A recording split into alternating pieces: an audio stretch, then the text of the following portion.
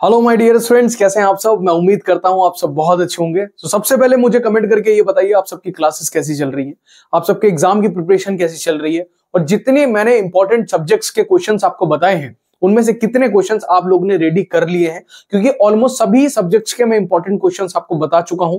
आप में से जिसने नहीं देखे हैं वो जाकर के पूरी प्लेलिस्ट चेक कर सकता है, जिसमें मैंने सभी सब्जेक्ट्स के इंपॉर्टेंट क्वेश्चंस बताए हैं। अब आप में से बहुत लोग तो ऐसे होंगे जो अभी भी ये सोच रहे होंगे कि कोई मेरा साथ दे, कोई साथ में आए, मेरी तैयारी कराए। बेटा, साथ होना जरूरी नहीं है। आपको लगता है कि सब साथ है, लेकिन सब सांप है। ठीक है, साथ कोई नहीं है। सबको क्या मौका चाहिए तुम्हें डसने का, तो उसे वो मौका मत दो। अब आपको क्या करना है, सिर्फ कमर कस लेनी है और अपनी एग्जाम की प्रिपरेशन में लग जाना है। ठीक है, तो साथ कोई भी नहीं है, सब क्या है, सांप है। तो साथ के चक्कर में मत रहना। अब ये जो सब्जेक्ट है industrial management and entrepreneurship development, इस सब्जेक्ट के मैं इंपॉर्टेंट क्वेश्चंस आपको बताने वाला हूं। लगभग 30 से 35 क्वेश्चंस है। ये वो क्वेश्चंस हैं जो आपको किसी भी कीमत पर छोड़ करके नहीं जाने हैं। आपको पूरी तरह से इन क्वेश्चंस की एग्जाम में के लिए प्रिपरेशन करके जानी है। किसी भी हालत में छोड़ करके मत जाना। ये मत सोचना कि मैं ये क्वेश्चन छोड़ देता हूं, अगला कर लेता हूं। हो सकता है जो तुमने छोड़ा है वही क्वेश्चन तुम्हारे एग्जाम में तुम्हें एज इट इज रखा हुआ मिले, क्वेश्चन भी चेंज नहीं हुआ। क्वेश्चन इस तरीके से मैंने लिखे हैं और ढूंढे हैं, रिसर्च की है, बहुत सारी बुक से, बहुत सारे प्रीवियस ईयर क्वेश्चन पेपर से मैंने ये क्वेश्चंस निकाले हैं। ये 35 क्वेश्चन ऐसे हैं जो सबसे ज्यादा अभी तक इंडस्ट्रियल मैनेजमेंट में पूछे गए हैं। अब देखो, जो पहला क्वेश्चन बच्चों आता है आपका, वो ये आता है, explain the difference between management and administration. Difference पूछ रहा है मैनेजमेंट में और एडमिनिस्ट्रेशन में, तो प्रबंधन और प्रशासन में विभेद कीजिए, ये आपको बताना है। आप क्या कर सकते हैं, इसको क्वेश्चन को दो तरीके से लिख सकते हैं। या तो आप सबसे पहले मैनेजमेंट बता दीजिए कि आप मैनेजमेंट को के बारे में क्या बताएंगे। ठीक है, दूसरा आप ये नीचे बता दीजिए एडमिनिस्ट्रेशन के बारे में, एडमिनिस्ट्रेशन के बारे में। ठीक है, या फिर दूसरा तरीका क्या है, दूसरा तरीका यह है कि आप कंपैरिजन कर दीजिए, इधर मैनेजमेंट और इधर एडमिनिस्ट्रेशन। तो दो तरीके से इस क्वेश्चन को आप कर सकते हो। दोनों तरीके मैंने आपको बता दिए हैं। आते हैं सेकंड क्वेश्चन पे। पेन और कॉपी अगर अभी तक नहीं ली है तो उठा लो, साथ साथ क्वेश्चंस को नोट करते चलना। इसकी पीडीएफ नहीं दूंगा किसी को भी। उसका रीजन है, पीडीएफ क्यों नहीं दे रहा हूं, मैं चाहूं तो उसको टेलीग्राम पे आपको सेंड कर सकता हूं। क्यों नहीं दे रहा हूं, उसका रीजन है। रीजन ये है, मैं चाहता हूं इन सारे क्वेश्चंस को तुम लिखो विद सॉल्यूशन। सॉल्यूशन कहां से मिलेगा, तुम्हारी टेक्स्ट बुक से मिलेगा, तुम्हारे सैंपल पेपर से मिल जाएगा। क्वेश्चन लिखो अभी और इस पेज छोड़ दो यहां पे, या एक पेज छोड़ दो, दूसरे पेज से लिखो, एक नई कॉपी बना लो। क्या हो जाएगा, एक सब्जेक्ट की कॉपी तो बन जाएगी। लेकिन इससे फायदा क्या होगा वो बताता हूं। जब तुम एग्जाम देने जाओगे ना, तो एग्जाम से 1 घंटा 2 घंटा पहले तुम सारा रिवाइज कर सकते हो। उस टाइम तुम्हें ये क्वेश्चन ढूंढने नहीं पड़ेंगे कि मैंने एक क्वेश्चन कहीं लिखा था, एक क्वेश्चन कहीं लिखा था, मैंने टिक लगा के रखे थे, मैंने ये किया था। कुछ नहीं करना है, तुम्हें कॉपी पलटनी है बस, और तुम्हारा सारा रिवीजन हो जाएगा। ठीक है, अब जो सेकंड क्वेश्चन आता है, इसीलिए क्या करना है, क्वेश्चन लिखो साथ साथ मेरे बैठ करके। दूसरा, what do you understand by organization, show their components. तो संगठन से आप क्या समझते हैं, इनके अवयवों को दर्शाइए। तो सबसे पहले आपको क्या बताना है कि ऑर्गेनाइजेशन क्या होती है, उससे आप क्या समझते हैं वो आपको इसमें लिखना है। तीसरा क्वेश्चन आता है बच्चों, define mob psychology and explain it's necessity. तो मॉब साइकोलॉजी क्या होती है, जो मॉब मनोविज्ञान है उसको परिभाषित करें तथा इसकी आवश्यकता को दर्शाएं। यह हमें थर्ड क्वेश्चन में बताना है। फोर्थ क्वेश्चन आता है, define materials control and show it's usefulness in product management. तो सामग्री नियंत्रण को परिभाषित करें तथा उत्पाद प्रबंधन में इसकी उपयोगिता को दर्शाएं।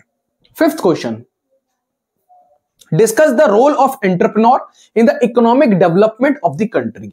तो जो हमारा एंटरप्रेन्योर है उसका क्या रोल है, क्या रोल है कंट्री के डेवलपमेंट में। बड़ा इंपॉर्टेंट क्वेश्चन है, क्योंकि एंटरप्रेन्योर से रिलेटेड क्वेश्चन बहुत ज्यादा पूछे जाएंगे। मुझे ऐसा लगता है अभी ध्यान बहुत ज्यादा दिया जा रहा है बिजनेस की तरफ। जॉब्स पे क्या है, कम ध्यान दे रहे हैं, थोड़ा सा बिजनेस में ज्यादा ध्यान दे रहे हैं। जो स्टार्टअप्स है उन पे ज्यादा ध्यान दिया जा रहा है। तो ये क्वेश्चन आने के चांसेस बहुत ज्यादा बढ़ जाते हैं, क्योंकि आप में से ही बहुत सारे लोग ऐसे होंगे जो एंटरप्रेन्योर्स होंगे, जिन्हें जॉब में इंटरेस्ट नहीं होगा, जिन्हें जॉब देने वाला बनना होगा, लेने वाला नहीं बनना होगा। तो वो लोग भी आप में से ही होंगे। देश के आर्थिक विकास में उद्यमी की भूमिका की विवेचना कीजिए। सिक्स्थ क्वेश्चन आता है, define partnership, difference between partnership and sole proprietorship. तो साझेदारी की परिभाषा दीजिए, साझेदारी और एकाकी व्यापार में अंतर कीजिए, ये आपको बताना है। 7th question, what do you understand bye project evaluation, explain this. तो प्रोजेक्ट इवैल्यूएशन क्या होता है, परियोजना मूल्यांकन से आप क्या समझते हैं वो आपको बताना है, इसकी व्याख्या भी आपको करके बतानी है। तो अच्छे से एक्सप्लेन इस क्वेश्चन को आपको कर देना है 7th क्वेश्चन को। 8th क्वेश्चन है define the importance of management. तो जो मैनेजमेंट है उसकी क्या महत्व है, उसके क्या महत्व है ये आपको बताने हैं, प्रबंधन के क्या महत्व आपके जो है महत्व है। 9th क्वेश्चन आपका आ जाता है explain the difference between a democratic leader and N autocratic leader. तो डेमोक्रेटिक लीडर और ऑटोक्रेटिक लीडर में क्या होता है, तो जनतंत्रीय नेता और निरंकुश नेता में अंतर बताइए। 10th क्वेश्चन है what is the different type of intellectual property, discuss any one of them. तो विभिन्न प्रकार की भौतिक संपदा कौन सी होती है, इनमें से किसी एक पर विवेचना कीजिए। आपके 10 क्वेश्चन यहां पर पूरे हो गए। अब अगले 10 क्वेश्चन आपको बताता हूं। तो 11th क्वेश्चन है आपका what do you understand bye double accounting system, describe it's benefit. तो डबल अकाउंटिंग सिस्टम, दोहरा लेखा पद्धति से आप क्या समझते हैं, इसके लाभों को बताइए, उसके एडवांटेजेस आपको बताने हैं। 12th क्वेश्चन है briefly mention the methods of performance, method of performance appraisal. तो निष्पादन मूल्यांकन की पद्धतियों का संक्षेप में उल्लेख कीजिए। 12th question. 13 क्वेश्चन आता है बच्चों आपका ABC analysis of stock.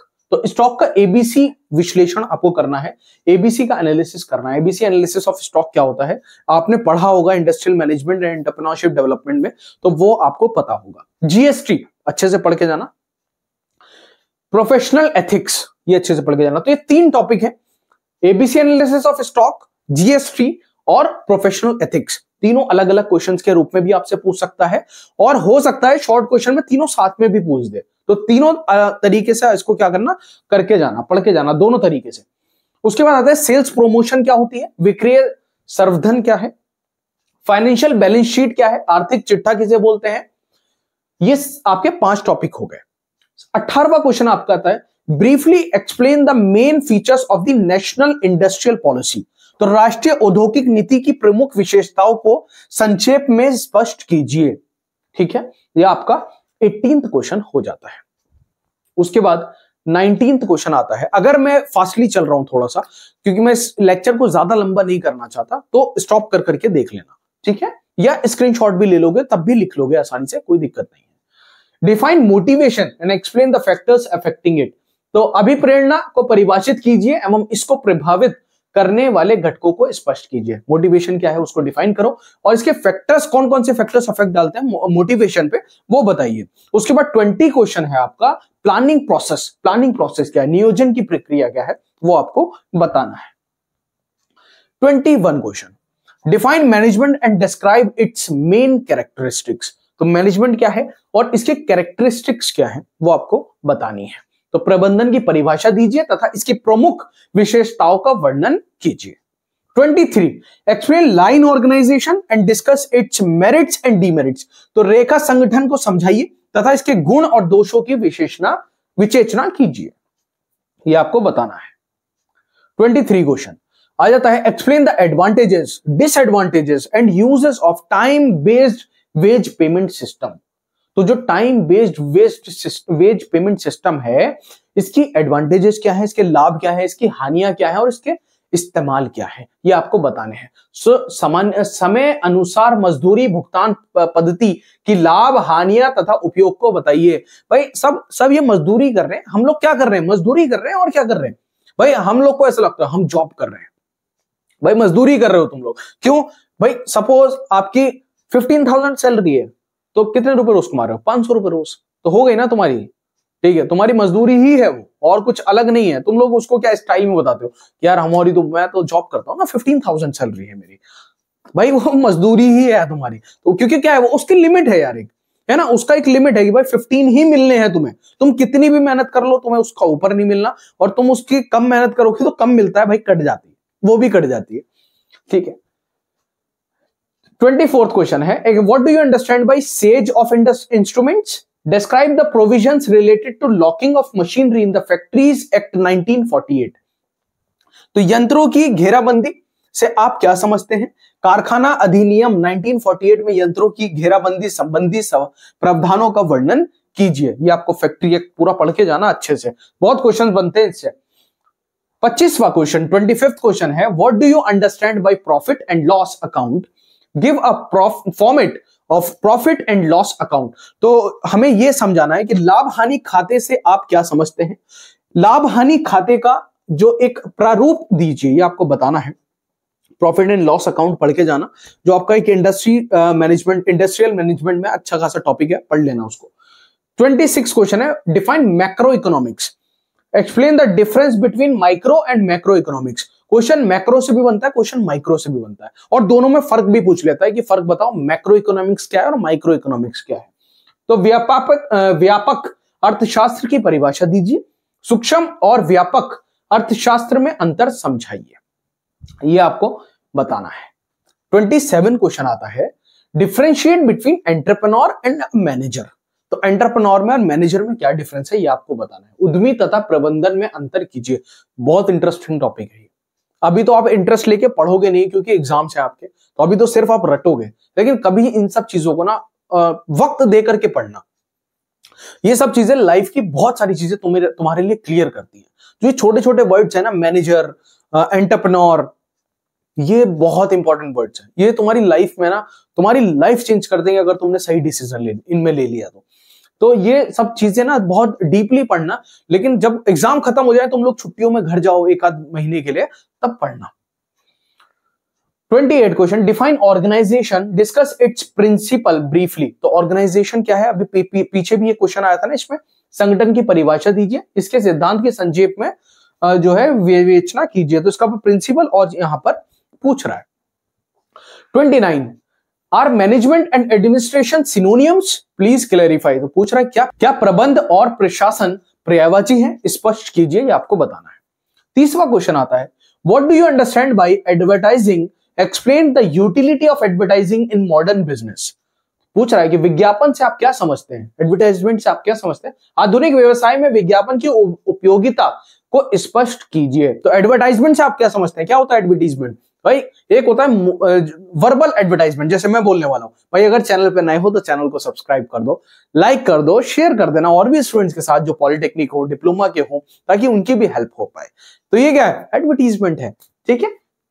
30वां question हो गया आपका ये। 31 question, explain the provisions given in the factories act 1948 regarding the health of workers. तो ये क्वेश्चन है, कारखाना अधिनियम 1948 में श्रमिकों के स्वास्थ्य के प्रबंध में दिए गए प्रावधानों को समझाइए। उसके बाद 32 क्वेश्चन आता है आपका, what is meant bye entrepreneur, evaluate the contribution of the entrepreneur in creating employment opportunities. पूछ रहा उद्यमी से क्या आशय है, रोजगार के अवसरों का सृजन करो। मैं सर्जन करने में उद्यमी के जो योगदान का है उसका मूल्यांकन कीजिए।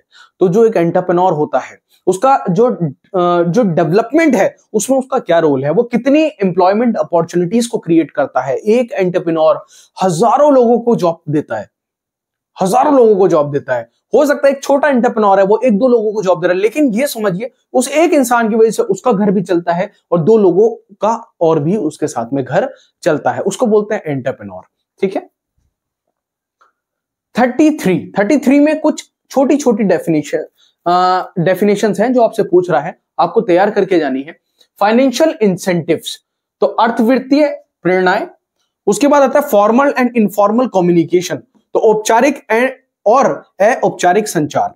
उसके बाद आता है causes and effects of industrial accidents, औद्योगिक दुर्घटनाओं के कारण तथा उनसे होने वाले प्रभाव। उसके बाद आता है मिनिमम वेज, न्यूनतम मजदूरी, डिस्काउंट बट्टा, इकोनॉमिकल ऑर्डर क्वांटिटी, मितव्ययी आदेश मात्रा। ये आपको पढ़ के जानी है। 6 की 6 जो टॉपिक्स हैं ये पढ़ के जाना बहुत ही ज्यादा इंपॉर्टेंट है। हो सकता है तुम्हारे एग्जाम में तुम एज इट इज रखे हुए मिल जाएं। 24वां क्वेश्चन आता है, what is meant by wage incentive, discuss its different types. तो वेज इंसेंटिव क्या है, पीछे भी पूछा गया था, वही चीज पूछ रहा है, इसके डिफरेंट टाइप्स बताइए, वेज इंसेंटिव क्या होता है उसे बताइए। 35 क्वेश्चन है, mention various methods of material management. तो सामग्री प्रबंधन की विभिन्न विधियों का उल्लेख कीजिए। अभी पीछे भी एक मैनेजमेंट मटेरियल मैनेजमेंट से रिलेटेड क्वेश्चन आया था, फिर से आ रहा है दूसरा क्वेश्चन, पढ़ के जाना ये सारे क्वेश्चन। 36 क्वेश्चन है। What do you understand bye recorder quantity, what factor should be taken into account while calculating it. तो पुनरादेश मात्रा से आप क्या समझते हैं, इसकी गणना करते समय किन घटकों को ध्यान में रखा जाना चाहिए। तो 36 क्वेश्चंस आपके कंप्लीट हो जाते हैं। इन सभी क्वेश्चंस को कंप्लीट करके जाना, किसी भी कंडीशन में इन क्वेश्चंस को नहीं छोड़ के जाना। इसके अलावा आपको जो पढ़ना है आप पढ़िए, लेकिन ये 36 क्वेश्चन सबसे पहले हैं जो आपको पढ़ के ही जाने हैं। अगर चैनल पर नए हो, चैनल को सब्सक्राइब करो, लाइक करो, शेयर करो, टेलीग्राम ज्वाइन करना मत भूलना, लिंक डिस्क्रिप्शन में मैंने डाल दिया है, तो वहां से ज्वाइन कर सकते हो। इंस्टाग्राम पर भी आप मुझे फॉलो कर सकते हो, वहां पे कोई भी डाउट, कोई भी बातचीत आप मेरे से कर सकते हैं। बहुत जल्दी चैनल का एक नंबर भी जो है वो स्टार्ट कर देंगे ताकि आप बात कर पाओ। तो बच्चों मिलते हैं अपने नेक्स्ट लेक्चर में, तब तक के लिए जय हिंद।